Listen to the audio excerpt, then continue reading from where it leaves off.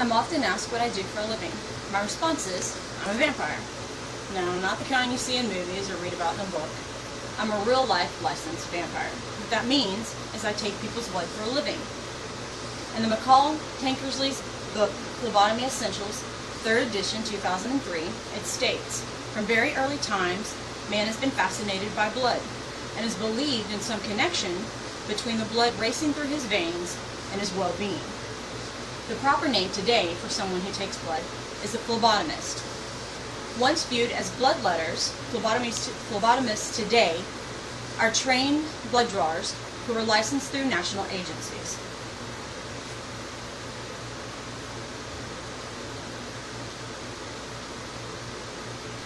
The Greek word phlebos, which means veins, and tome, which means incision, was used in a process called bloodletting. A sharp instrument was used to cut into a vein to allow the blood to flow. Here is a picture to show how this process was done. Compliments of Wikipedia, sponsored by Wikimedia, last access 9/16/2012. The actual date that bloodletting started isn't really known. However, according to Phlebotomy Essentials book, there is a painting in Egypt dating back somewhere around 1400 BC. And it actually shows this process being practiced. By the Middle Ages, what was called barber surgeons arose.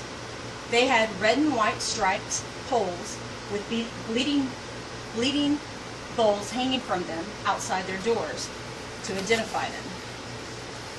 The red was for blood and the white was for bandages or tourniquets. By the 18th century, phlebotomy started gaining recognition as a therapeutic process. Unfortunately, anybody claiming medical training was allowed to draw blood. This, of course, led to excessive phlebotomies. It's believed that President George Washington was actually a victim of this process. As of 9/15/2012, according to AmericanMedicalTechnologist.org website, the duties of a phlebotomist include identifying the patient, drawing blood, doing finger sticks, accessing assembling devices, and labeling tubes. I can tell you personally, as a phlebotomist, that is a very, very small amount of what we actually do on a daily basis. Today, we use small needles to penetrate the blood to penetrate the vein to collect the blood. The blood is collected in syringes or other collective devices, such as vacuum containers or donation bags. This process today is now called venipuncture. Phlebotomists are bound by laws and regulations, one of which is called the Patient's Bill of Rights.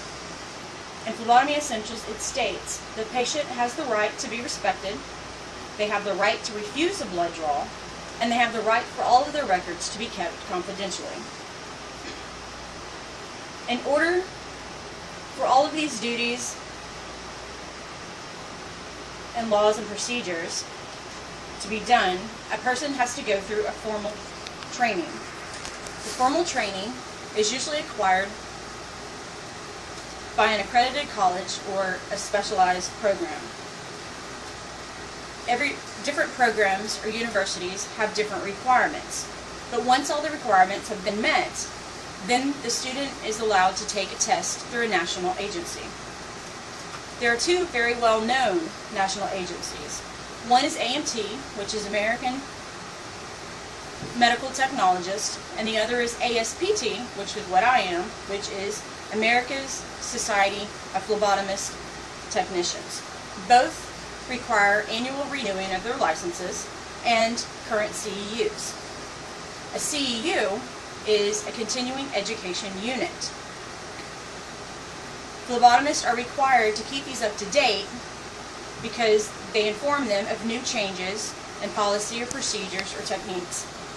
And it also helps to protect them and the patient in any spreading of infectious diseases. Infectious diseases can be anywhere from HIV to the common flu. we've come a long way from bloodletting. And I can honestly say I don't really mind being called a vampire. However, I hope that you have now learned a little bit about the history, the duties, and what a licensed phlebotomist really is. Since the word phlebotomy happens to be a very long technical term, I thought I might help you remember it by a different version. When I'm at work, when I'm not being called a vampire, another word that is used is super phlebe.